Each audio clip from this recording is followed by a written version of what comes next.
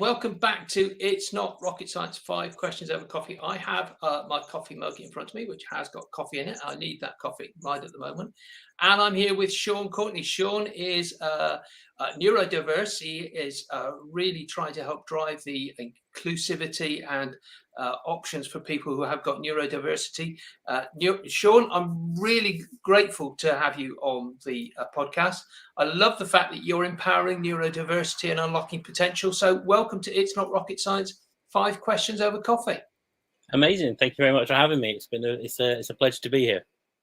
Brilliant stuff. Look, Sean, talk to us a little bit about how you do help those customers of yours and unlock that wonderful potential. Yeah, perfectly. So, I mean, the first thing I started to realize is that one size doesn't fit all. So what I do is I create bespoke creative solutions for the individual or within a team-based solution if it is working within a business. One of the things I've created was known as a guided call guide. As a dyslexic myself, I struggled when I was working in call centers to follow the standard script that they give you. So I created a guided call guide, which allowed me to understand when I needed to pause, when I needed to allow the customer to speak. And after a while, that call guide allowed me to flow through the call really well and start to pass my audits, which made my potential within the business grow, making it more possible for me to be promoted within the business. So yeah, just bespoke solutions that really like to release the superpowers, I call it, within the neurodiverse community. I absolutely love that. I love the fact that you were able to do that. And I know there must be a bunch of people who struggle with that. So do you now find yourself in situations where you are able to get in front of those sort of customers and help them to do exactly that? What things have they done? What things have they done that that you're able to sort of spot and help them with? Yeah, so there's a couple of examples there. So one of the things that I've done is I've worked with a young lad that's working in the call center at the moment. He's struggling to sort of pass his audits. They're going to go through the same sort of disciplinary action as anybody else would need to.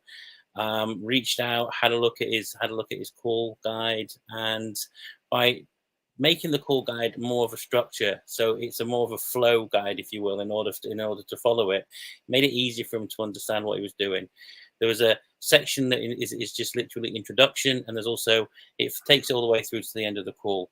In the sense of the call guide itself, it's also color coded. So rather than having to remember where he is in the particular call guide, if somebody was to say, "I'm sorry, what was that you said?" you only have to remember the color, which makes it easier for them to pick up where they left off, and it doesn't send them into sort of a kind of a panic situation and start to cause things like telephone anxiety and kicking off anxiety that makes it very difficult for them to continue the call. So it makes it more controlled and puts the power back in their hands in order to be able to do their job more effectively. Sure, I absolutely love that. I think that's brilliant. And if we can't find more call centers out there that needs advice from people like you, I don't know what we're all doing wrong. Sean, listen, tell me, you've got a great website. What advice do you put on your website? And I'm going to put the website now for people to have a look, which is missing-peace.uk. So what sort of advice do you have on that website which you think would be valuable for the audience to know about?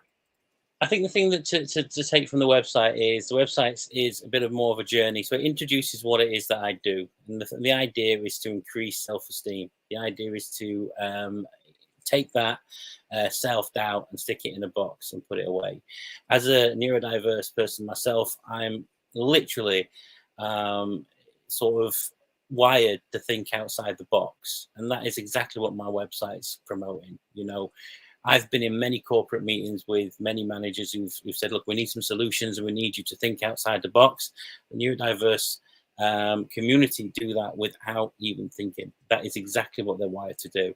So some of the creative solutions that I come up with are based on the fact that I am neurodiverse. And I think that's what my website promotes.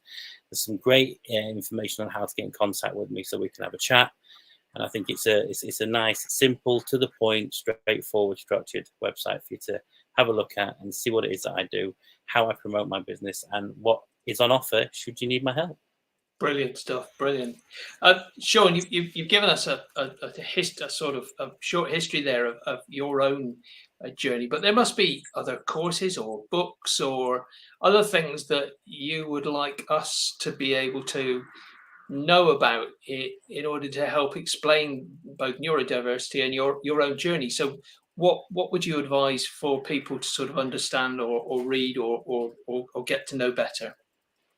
There's many different people out there that are really sort of flying the flag for neurodiversity.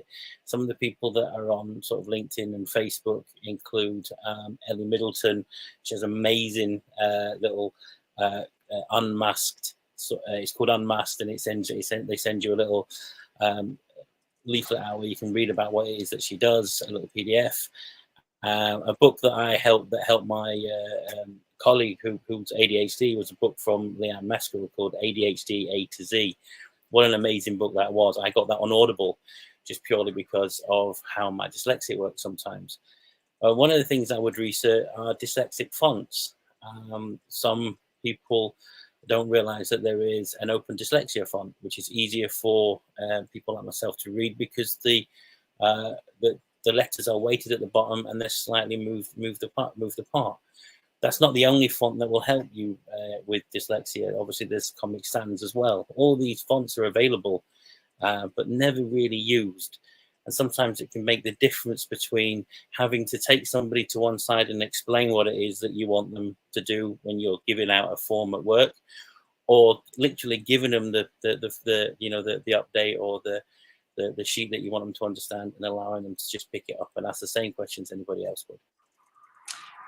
I think that's really valuable advice, actually, Sean. I must admit, I've seen now there are some people who are beginning to think about neurodiversity within their websites in terms of changing fonts, changing colors, allowing people to sort of use rulers and things like that in order to sort of allow them to focus on one line or one section at a time without being distracted by a lot of things around on the website. So people are becoming aware of this, but you're right, there's not nearly enough known, not enough thought, not enough consideration for how to make these things more widely available so that everybody's included. And I know that inclusion is one of the important things that you think about in the way that you're doing work within the missing piece.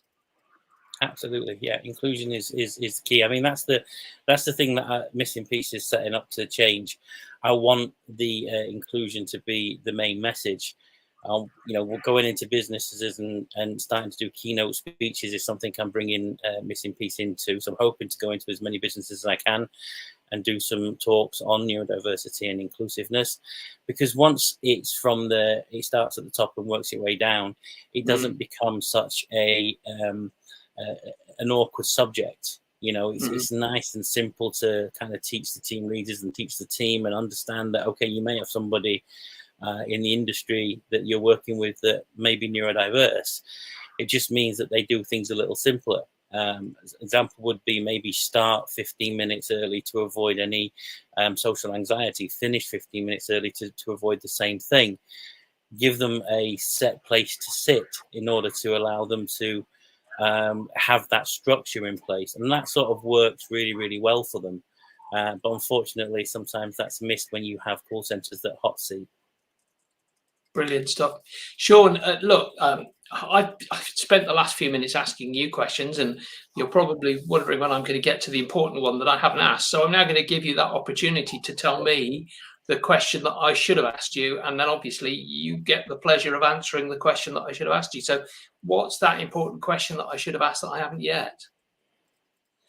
I guess the most important question that you haven't asked yet is what is a simple solution and what is cost effective. There's a lot of things that are cost effective within this, and it's simple changes.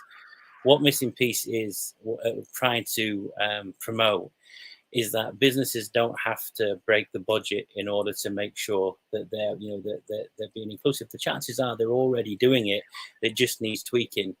It's just making sure that if we work together, that we are creating changes that are going to be implemented. It's a little bit like anything. You go and do a coaching course and you take all that information, if you don't implement it, nothing's going to change. Phil M. Jones once said that knowledge isn't power. The implementation of that knowledge is power. And that's what makes the difference. You can have all the knowledge in the world. So when we go out and we do keynote speeches and we talk about how things can change and what you need to do, it's important that people implement those changes, because they're going to make the world of the difference, not just for your business, because you're going to increase the productivity of, these individuals within the industry, but also for the longevity of the staff within the business. Brilliant stuff, Sean. Thank you so much for being here for just a few minutes and talking about that. I think it's such an important topic, and I think you're doing a great job to promote it. I'm hoping that we're going to get you a lot more people following you because of your appearance here on It's Not Rocket Science, 5 Questions Over Coffee. So thank you for spending a few minutes with us. And thanks for having me. It's been an absolute pleasure. And no problem. Thank you again. Thank you so much.